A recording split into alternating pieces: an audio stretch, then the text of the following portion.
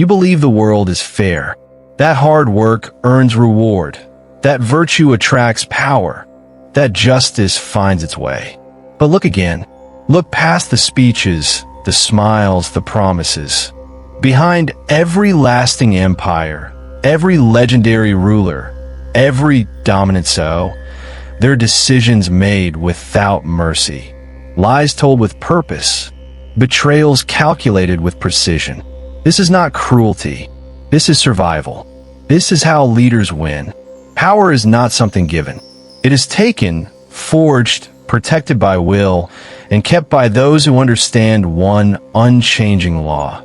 The ends justify the means, if you intend to keep what you've won. Let's begin. The first principle: reputation is your greatest illusion and your strongest weapon. You must appear virtuous, honest, compassionate, just.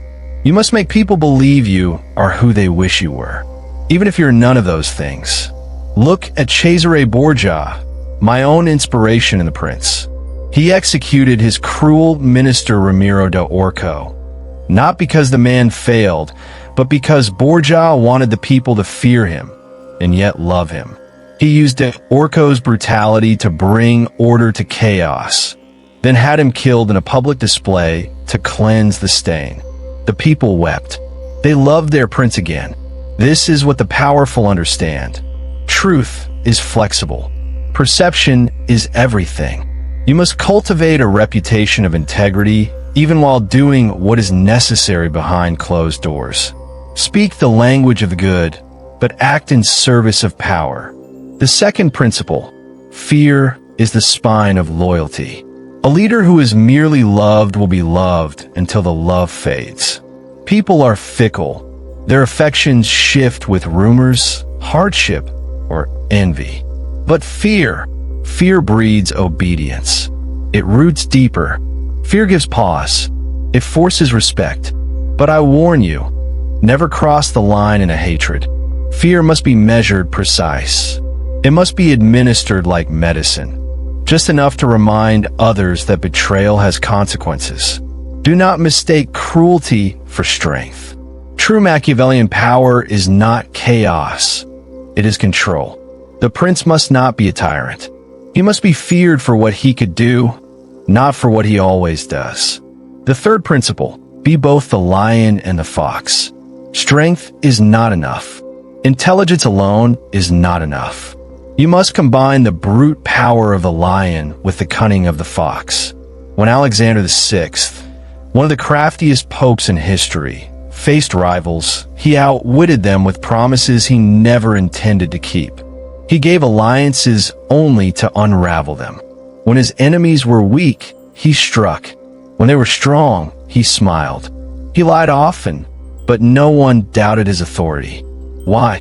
Because he won. The lion crushes enemies. The fox avoids traps. You will need both. If you are only strong, others will outwit you. If you're only clever, others will overpower you. Never underestimate either side of the coin. The fourth principle: delegate your dirt. Centralize your glory. Do not sully your hands with the cruel deeds power demands. You must command, but let others execute. Ministers, advisors, generals, they are your tools. They must bear the burden of the unpopular decision, the necessary betrayal, the ruthless cut. And when the people cry out for justice, you deliver it by removing the very tool you used. You appear righteous. You sacrifice the villain, but you keep the throne. This is how you rule without rebellion. The people remember your mercy, not your manipulation. Fifth, laws are made to serve power, not restrain it. Many believe law is sacred, that justice is blind. But justice is written by the victors. What is legal is simply what has been legitimized by those in control. Look at any state, any system of governance. You will see a structure designed to maintain the existing hierarchy. When power shifts, so too does the law. Empires rewrite codes. Corporations change policies. Leaders issue decrees. So what is justice? It is a story, one you must learn to tell, one you must learn to bend.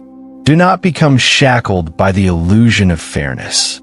The law is your tool, not your master. Sixth, use generosity as a trap, not a habit. To give too much is to appear weak. Generosity should be rare, unexpected, and strategic.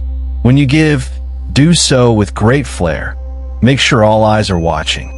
Let your gifts buy loyalty, silence dissent, or win allies.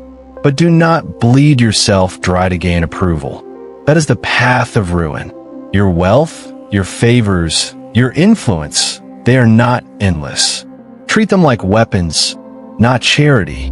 Seventh, people care more about stability than ideals. Revolutions begin not when people are morally outraged, but when they are hungry, insecure, and desperate. If you keep order, if the streets are safe, the economy flowing, the bread arriving on time, most will tolerate almost anything. The average man does not dream of justice. He dreams of comfort. Give him that, and he will forgive almost every sin you commit to provide it. If you must choose between being just and being effective, choose effectiveness.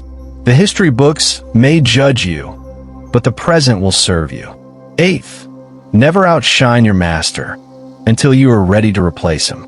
If you serve someone above you, praise them publicly.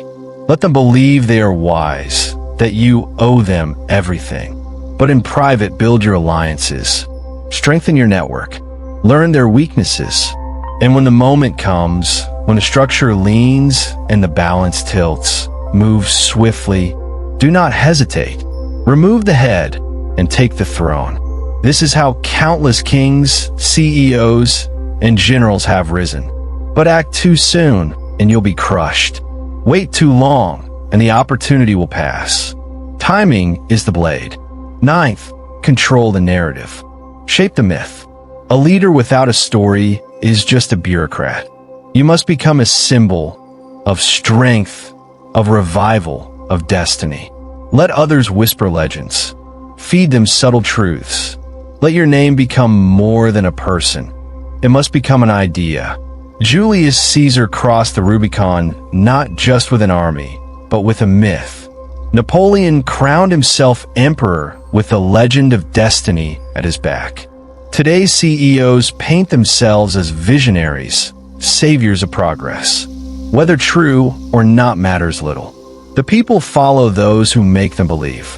Tenth and final, never rest. Power is a flame that must be fed constantly. Your enemies will not sleep. Your allies will grow jealous. Your people will forget. You must remain vigilant. Reinvent, reposition, reassert.